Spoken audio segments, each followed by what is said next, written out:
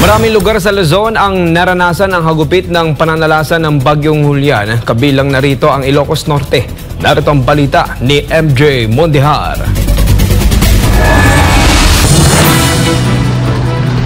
Halos aabot na hanggang tuhod ang taas ng tubig sa Batak San Nicolas Road ang bumungad sa mga taga Ilocos Norte. Bunsod ito na walang tigil na pagulang dala ng Bagyong Julian. Batay sa datos sa Pag-asa Water Forecasting Center, signal number 2 ang nakataas sa Ilocos Norte, kabilang na ang ilang karatig probinsya. Sa bahaging ito naman ng Solsona, Ilocos Norte, kitang-kita ang pagragasa ng tubig baha. Dahilan kung bakit humigit kumulang 370 pamilya ang na-isolate sa ilang barangay. Nakikipagtulungan na ngayon ang lokal na pamahalaan ng Solsona sa ibang ahensya ng pamahalaan kung papaano may papaabot ang tulong sa mga apektadong residente. Sa video naman na ito, halos masira ang dike dahil sa pagragasa ng kulay tsokolate na tubig baha sa bahagi ng Kabaruan at Kasilian sa bayan ng Bacara.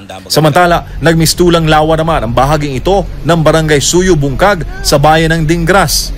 Habang ganito naman ang sitwasyon sa Vintar, Bislac River sa kasagsagan ng pananalasa ng Bagyong Julian. Sa bayan naman ng Batak, ilang residente ang inilikas dahil sa pagbahang dulot ng malakas sa pag-uulan dala ng bagyo. Sa ngayon, patuloy ang assessment ng provincial government sa Ilocos Norte sa epektong dulot ng Bagyong Julian sa kanilang probinsya. Para sa Diyos sa Pilipinas kong mahal, MJ Mondihar, SM9 News.